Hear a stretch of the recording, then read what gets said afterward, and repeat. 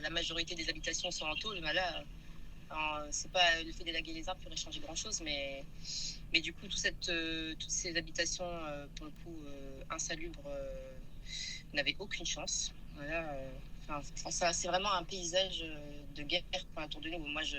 Là, autour de moi, là, je reconnais plus rien. En fait, il y a même plus un arbre, les collines.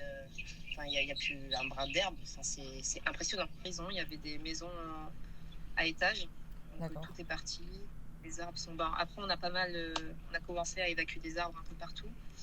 La maison derrière, je sais pas si vous voyez, qui est juste là, elle a plus du tout de toit. Tout là, il y avait des constructions sur la tête. Tout le toit s'est arraché. Ah ouais. Et en fait, ça a commencé à vraiment augmenter. On était avec mon fils là, qui a à peine 1 an, mon mari et une amie qu'on hébergeait.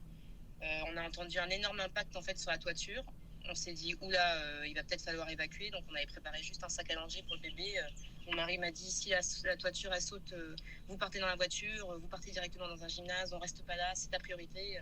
Enfin, on a eu peur. Enfin, surtout pour le bébé, c'était assez choquant. Et en fait, il pleuvait partout dans la maison. Il y a eu de la pluie partout. En face de moi, là, partout, il y avait des habitations et des arbres. Et il n'y a plus rien. D'accord. Tout ça, en fait, on ne voyait pas. C'était une canopée d'arbres et de maisons. Quoi.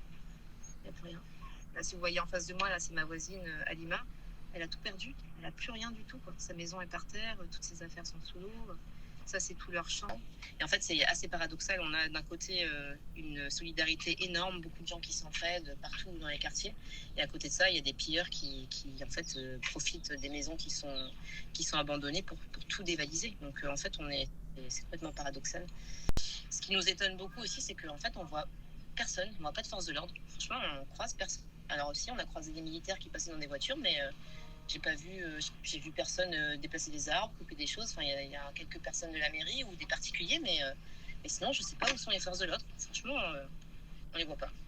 Il y a plusieurs points de collecte, donc les gens font la queue avec des bouteilles, mais bon, quand tu as une famille de 10 personnes, remplir une brouette avec 10 bouteilles, ça ne te suffit pas, quoi. Et du coup, ce qui fait peur après, c'est la crise sanitaire qu'il va y avoir derrière. Il n'y a pas de magasin non plus. Ce matin, j'ai fait un peu le tour. J'ai trouvé un magasin ouvert, donc qui prenait l'eau et tout, mais il restait quelques boîtes de lait, donc j'ai pu acheter une boîte de lait pour mon bébé et une pour le bébé de mon ami à côté. J'ai réussi à trouver un paquet de couches. Mais il y avait des gens devant moi qui cherchaient des antihistaminiques pour leur bébé de 16 mois et il n'y en a pas, quoi. Donc si on n'est pas vite ravitaillé pour certains traitements ou autres, il y a des gens qui vont vraiment souffrir.